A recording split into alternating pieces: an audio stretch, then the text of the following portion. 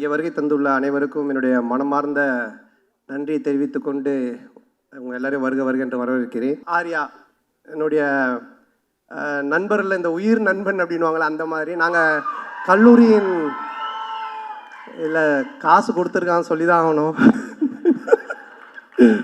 அதாவது கல்லூரியின் கதை படத்தில் தான் நாங்கள் 2 பேரும் ஃப்ரெண்ட் ஆனோடனே ஃபஸ்ட்டு படத்தில் நல்லா க்ளோஸ் ஆகிட்டோம். அப்போ வந்து படத்துலலாம் பார்த்தீங்கன்னா ஹீரோயினுக்கு ஃப்ரெண்ட்ஸாக பெங்களூர்லேருந்து ரிச் கேர்ள்ஸ் கூட்டின்னு வந்து நடிக்க வைப்பாங்க. அவங்க தான் கூட வருவாங்க ஃப்ரெண்ட்ஸாக. அப்போ எந்த வந்து மன்மதன் ரிலீஸ் ஆகி ஒரு 2 படம் தான் ரிலீஸ் ஆகிருந்துச்சு. பெருசாக எனக்கு தெரியாது வெளியே. ரெண்டாவது அவங்க பெங்களூர்லேருந்து வந்திருக்காங்க. ஆர்யா தான் ஹீரோ. அவன் அறிந்து மரியாமல் நடித்து முடிச்சிருக்கான், ரிலீஸ் ஆகலை. ஸோ நாங்களாம் ஒன்றா தான் உட்காந்து சாப்பிடுவோம். எங்களுக்கு கேரவன் கிடையாது. அப்போது அவங்கெல்லாம் நீங்கள் யாருன்னு எனக்கு கேட்கும்போது நான் ஆர்யா ஹீரோன்னு தெரியும் இந்த படத்தில். நீங்கள் யாருமே ஒன்று ஆர்யாவில் என்னது இவரை யாருன்னு கேட்டிங்களா? இவர் தான் comedy super star, south India comedy super ஸ்டார்ன்ட்டான். ஆனால் அவங்களாம் is a comedy super star south India, yes Telugu Malayalam Tamil all language is a super ஸ்டார்ன்ட்டான். ஒன்று அந்த பொண்ணுங்களாம் ஒரு மாதிரி டவுட்டாக என்ன பார்த்தாங்க. பார்த்தோன்னே டக்குன்னு ஆர்யாவில் வச்சா அவங்க டவுட்டாக பார்க்குறாங்க. டக்குன்னு ஒரு காமெடி பண்ணு அப்படின்னா, டேய் என்னடா சம்மந்தமே இல்லாமல் காமெடி சூப்பர் ஸ்டார்னு இப்போ காமெடி பண்ணுன்ற மச்சா பண்ணு தப்பாயிடும் நீ பண்ணு அப்படின்னா, சரி நானும் எழுந்து அவங்க முன்னாடி சரி பழைய பாட்டுக்கு இப்போ இருக்க ஹீரோஸ்லாம் டான்ஸ் ஆன அப்படின்னா ஆடி காமிச்சிக்கிட்டு இருக்கேன். அவங்க சிரிக்கல, மச்சான் பத்தலை இன்னும் நல்லா பண்ணு அப்படின்னா. இதை தான் நாங்கள் விஎஸ்ஓபியில் கூட வச்சுருந்தோம். உடனே கொஞ்ச நேரம் கழிச்சு அவனும் வந்துட்டான் நடிக்கிறதுக்கு. 2 பேரும் சேர்ந்து பயங்கரமாக அவன் ஹீரோயினாக நான் ஹீரோவாக நடிச்செல்லாம் ஆடிட்டு இருக்கோம். அவங்களாம் அப்படியே பார்த்துட்டு இருக்காங்க. இதை டைரக்டரும் ப்ரொடியூசரும் பார்த்துட்டாங்க. 2 பேரும் கூப்பிட்டு என்ன சார் ஒரு ஹீரோ ஒரு காமெடியானு அந்த பொண்ணுங்க முன்னாடி போய் டான்ஸ் ஆடினு காமெடி பண்ணிட்டு இருக்கீங்க அப்படின்போது, இல்லை சார் அவனை வந்து ப்ரூவ் பண்ண நான் சொன்ன மச்சான் என்னை ப்ரூவே பண்ண வேணாம், என்னை விட்டுரு, நான் காமெடினா இல்லாமல் கூட போகிறேன்ட்டு. அதுக்கப்புறமா அந்த காமெடி சூப்பர் ஸ்டார்ன்றது அவன் விடவே இல்லை. சேட்டை படம் அப்போது காமெடி சூப்பர் ஸ்டார்னு டைட்டிலே எனக்கு போட்டுட்டான் படத்தில். நான் லிங்காவில் நடிக்கும்போது ரஜினி சார் கூப்பிட்டு கேட்குறாரு, நீங்கள் காமெடி சூப்பர் ஸ்டாரா அப்படின்னு. நான் ஒன்றும் இல்லை சார் ஆர்யா தான் போட்டான்னு. நீங்கள் சொல்லாமலா போட்டிருப்பான் அப்படின்னாரு. சார் சத்தியமாக நான் சொல்ல சார், அதாவது என்னை எந்த லெவலில் மாட்டிக்கிட்டு இருக்கானா. ஸோ எங்களோட ஃப்ரெண்ட்ஷிப் அந்த மாதிரி. ஆனால் இதெல்லாம் ஒன்றுமே இல்லை. இப்போ ஒரு மேட்ரு ஒன்று சொல்ல போகிறோம், அதை கேளுங்க. என்னாச்சுன்னா இந்த படம் ஆரம்பிச்சிட்டோம். இந்த மாதிரி ஆனந்த் போய் லைன் சொல்லிட்டான், ஆர்யாவுக்கு பிடிச்சி போச்சு, ஆர்யா சூப்பர் நம்ம பண்ணலாம் அப்படின்னு சொல்லிட்டான். சொல்லி முடிச்சுட்டு 6 மந்த் ஆகிடுச்சு. நான் அதுக்கப்புறம் டிடி ரிட்டர்ன்ஸ் முடிச்சுட்டு வடகுப்பட்டி ராமசாமி அப்புறம் இங்கே நான் தான் கிங்கெல்லாம் முடிச்சுட்டேன். ஸோ அப்புறம் ஆர்யா வந்தான். அவங்க ஃபுல் ஸ்டோரி சொன்னாங்க. ஆர்யா கேட்டுட்டான். நான் இந்த இன்பிட்வீனில் ஒரு இடம் வாங்கினேன். இடம் வாங்கி வீடு ஒரு பழைய வீட்டோட வாங்கினேன். அந்த வீட்டை வந்து ரெனோவேஷன் பண்ணிவிட்டு அங்கே போயிடலாம் அப்படின்ற ஒரு ஐடியாவில் நான் ரெடி பண்ணிகிட்ருக்கேன். எங்கள் அம்மாவும் ஒய்ஃபும் வெள்ளிக்கிழமைனா அந்த வீட்டுக்கு போயிட்டு விளக்கு ஏற்றுவாங்க. ஆல்மோஸ்ட் அந்த வீடு செட் ஆகிடுச்சு, தான் போகிறோம் அப்படின்ட்டு. ஆர்யா கதை கேட்டு முடிச்சுட்டு எங்கடா இருக்க அப்படின்னு சொன்னால், மச்சான் அந்த மாதிரி நான் இந்த ஒரு இடம் வாங்கியிருக்கேன்டா, அங்கே ஒரு வீடு இருக்குது, அது ரெனோவேஷன் பண்ணிட்டு இருக்கேன். சரி நீ அங்கேயே நான் வந்துடுறேன் அப்படின்ட்டு அங்கே வந்தோம். வந்து மச்சான் படம் சூப்பராக, அது கதை நல்லா நம்ம பண்ணிடலாம், எவ்வளோ செலவுனாலும் பிரச்சனை இல்லை, செம்மையாக பண்ணிடலாம். சரி ஓகே இது என்ன இதான் மச்சான் வீடு நான் சொன்னேன்னா பார்த்துட்டு இல்லை, ஏய் என்னடா வீடு நல்லாவே இல்லையா மச்சான், அவன் உள்ளெல்லாம் போய் பார்த்துட்டுல மச்சான் இந்த வீட்டை இடிச்சிரு அப்படின்ட்டான். நான் ஒன்றே ஷாக் ஆகி, மச்சான் வீட்டெல்லாம் இடிக்க முடியாது மச்சான், நான் வீட்டிலலாம் சொல்லிட்டேன் இதை ரெனோவேஷன் பண்ணுறோம், இடித்தா நிறைய செலவாகும், அதுவும் இல்லாமல் ரொம்ப நாள் ஆகும்ல. ஏய் கம்னு நீ ஏதாவது ஒன்று இப்படி தான் பண்ணு வேடா கூடமா, அதுக்கப்புறமா வந்துட்டு இது சரியில்லை அது சரியில்லைன்னு சொல்லிட்டு இருப்பேன் அப்படின்னு சொல்லிட்டு என்ன பண்ணிட்டான்னா வீட்டை இடிக்க சொல்லி உடனே அவங்க ஃப்ரெண்டுக்கு ஃபோன் பண்ணி இது மாதிரி மச்சான் சந்தான வீடு தான் அட்ரஸ் நான் அவனுக்கு அனுப்புகிறேன், நீ இந்த வீட்டை வந்து இடித்து ஃபுல்லாக டெமாலிஷ் பண்ணிட்டேன்னா. உடனே அவன் வந்து ஒரு பாய்க்கு ஃபோன் பண்ணால், ஒரு பாய் ஒருத்தர் வந்தார். சண்டே நைட் இது நடக்குது. மண்டே டியூஸ்டே வெட்னஸ்டே தேர்ஸ்டே இடித்து தரமட்டமாக்கி எல்லாத்தையும் வாரின்னு போயிட்டாங்க. வெள்ளிக்கிழமை எங்கள் அம்மா ஒய்ஃபும் போய் விளக்கு ஏற்றுவாங்கல்ல, அவங்க வெள்ளிக்கிழமை போயிருக்காங்க. நான் சொல்லலை ஏன்னா திட்டுவாங்க அப்படின்ட்டு. எங்கள் அம்மா போயிட்டு வீட்டை காணோன்னு சொல்லி தேடிக்கிட்டே இருக்கிறாங்க. இந்த தெருவு போயிருக்காங்க, அந்த தெருவு போயிருக்கிறாங்க. அதுக்கப்புறம் எனக்கு ஃபோன் அடிக்கிறாங்க, ராஜா நம்ம வீட்டை காணும்பா அப்படின்ட்டு. நான் எப்படா சொல்கிறதுன்னே எனக்கு தெரியல. அதுக்கப்புறம் கொஞ்சம் வீட்டுக்கு வரமா நான் சொல்கிற மாட்டேன், வீட்டை காணண்டா. இல்லைம்மா நான் வந்து சொல்கிறேம்மான்ட்டு. அம்மா இல்லைம்மா ஆர்யா வந்தான் அன்றைக்கி பார்த்துட்டு வீட்டை இடிச்சிட்டு புதுசாக காட்டலாம் நல்லா வரும், நான் அவன் சொன்னால் கரெக்டாக இருக்கும்மா அப்படின்னேன். உடனே எங்கள் அம்மா ஷாக்கா, ஏண்டா நீங்கள் 2 பேரும் படத்தில் தானடா அப்படி பண்ணுவீங்க, நிஜ வாழ்க்கையில் மாடா பண்ணுவீங்க, ஒரு வீட்டை இடிச்சிட்டு கிரவுண்டாக ஆக்கி வச்சிருக்கீங்க. ஸோ இந்த லெவல் நாங்கள் 2 பேரும் ஃப்ரெண்ட்ஷிப்பு. ஆனால் என்னென்னா இதில் ஒரு விஷயம் நான் சொல்கிறது, 2 பேருமே இது வரைக்கும் அந்த கல்லூரியின் கதையிலேருந்து இன்றைக்கி வரைக்கும் பயந்ததே கிடையாது. சினிமாவில் இப்படி பண்ணலாம் அப்படி செய்யலாம் பயந்ததே கிடையாது. எதுவாக இருந்தாலும் தைரியமாக பண்ணுவோம். ஐயோ அது அப்படி ஆகிடுமோ, ஐயோ இப்படி ஆகிடுமோ, இப்படி பண்ணால் அப்படி ஆகிடுமோ அப்படின்ற பயம் எங்களுக்கு கிடையவே கிடையாது. வாழ்கிற வரைக்கும் ஜாலியாக வாழ்வோம், நல்லபடியாக வாழ்வோம், என்ன வருதோ பார்ப்போம், ஃபேஸ் பண்ணுவோம், அப்படியே போயிட்டே இருப்போம். அந்த ஒரு எனர்ஜி தான் இன்றைக்கி வரைக்கும் ஆர்யாவை இங்கே ஒரு இந்த இடத்துல கொண்டு வந்து ப்ரொடியூசராக நிற்க வச்சிருக்கு, என்னையும் ஒரு படம் பண்ணி போயிட்டுருக்க ஒரு இடத்துல வச்சிருக்கு. ஸோ நாங்கள் 2 பேரும் பயந்ததே கிடையாது. இந்த படம் நீங்கள் சொன்ன மாதிரி ஆர்யா சொன்ன மாதிரி என்னுடைய பிரச்சனையை தீர்த்து படத்தை பண்ணுறதெல்லாம் வந்துட்டு வேறு யாருனா இருந்தாங்கன்னா என் வீட்டு வாசலே தான் படுத்துக்கிட்டு இருந்திருப்பாங்க.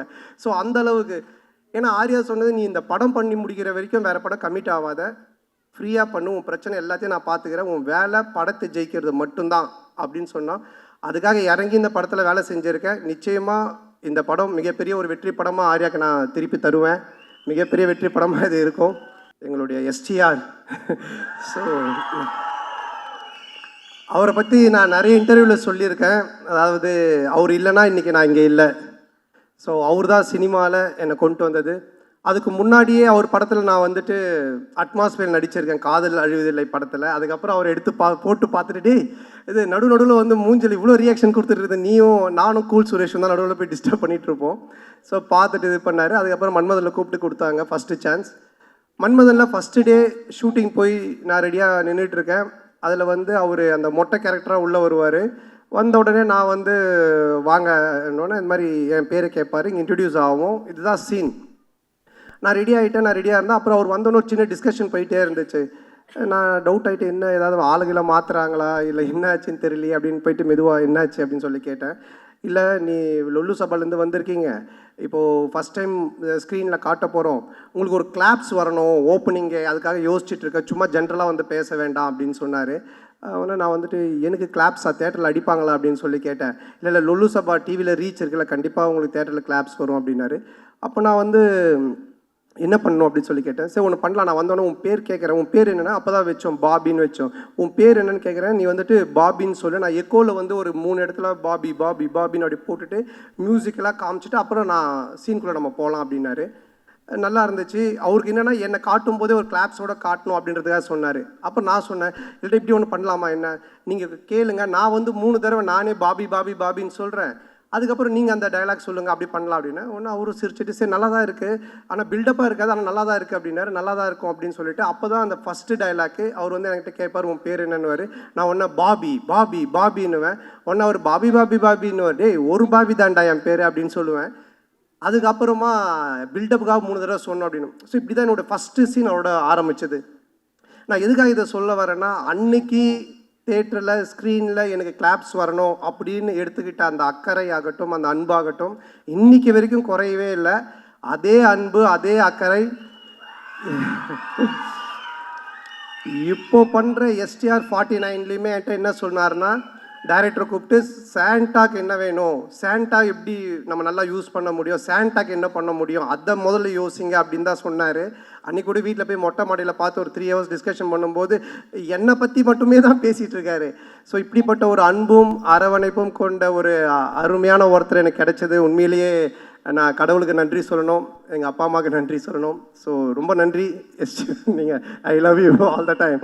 அதனால் எனி டைம் எப்பவுமே அவருக்கு பின்னாடி அவர் கூட நான் கண்டிப்பாக நிற்பேன். அது எதுவாக இருந்தாலும் என்னவாக இருந்தாலும் அது நிச்சயமாக இந்த வருஷம் எஸ்டிஆர் 49 நீங்கள் பார்ப்பீங்க. ஸோ சொல்லி ஆர்யா முறைக்கிறான், ஏண்டா நாங்கள் கஷ்டப்பட்டு செலவு பண்ணி சத்யம் தேட்டரை புக் பண்ணால் நீங்கள் 2 பேரும் பேசிட்டு இருப்பீங்களா அப்படின்ட்டு. படத்தினுடைய இயக்குனர் ஆனந்த், பிரேமானந்த். ஸோ நான் வந்து தமிழ் சினிமாவின் கிறிஸ்டோஃபர் நோலன் அப்படின்னு தான் சொல்லுவேன். ஒரு கதை சொன்னால் அதை பல லேயரில் சொல்லுவான். டிடி ரிட்டர்ன்ஸ் பார்த்தீங்கன்னா ஒரு ஹாரர் தான், ஆனால் ஹாரருக்குள்ளே ஒரு கேம் ஷோ இருக்கும், கேமுக்குள்ளே ஒரு பணம் திருட்டு போகிற ஒரு அட்வென்ச்சர் இருக்கும். ஸோ இப்படி த்ரில்லரு அட்வென்ச்சரு அதுக்குள்ளே கேம், இப்படி நிறைய மல்டி லேயர்ஸில் ஒன்று பண்ணுவான். அந்த மாதிரி தான் இந்த கதையும். இந்த கதை எனக்கு தெரிஞ்சு இன்றைக்கி ஸ்டேஜில் உட்காந்துருக்க யாருக்குமே தெரியாது. ஈவன் ஆர்யா கூட சரியாக தெரியாது, யாருக்குமே நடித்தவங்களுக்கு தெரியாது. இதை எடுத்து முடித்து பார்த்தா மட்டும்தான் இது புரியும். ஆனால் பார்க்கும்போது அவ்வளோ கிளாரிட்டியாக கிளியராக அவ்வளோ காமெடியாக ஒர்க் அவுட் பண்ணுவான். ஸோ அந்த விதத்தில் ஆனந்தை நான் பாராட்டுறேன். ஆனந்துக்கு மனமார்ந்த நன்றி. அண்ட் தென் இந்த படத்தினுடைய மியூசிக் டைரக்டர் ஆஃப்ரோ, மிகப்பெரிய பலம். ஒரு படத்துக்கு மிகப்பெரிய பலமே அதனுடைய மியூசிக்னுவாங்க. இப்போவே இந்த சாங்கு கோவிந்தா சாங், அப்புறம் இன்னொரு சாங் 2மே நல்லா ஹிட்டாகி வைரலாக போயிட்டுருக்கு.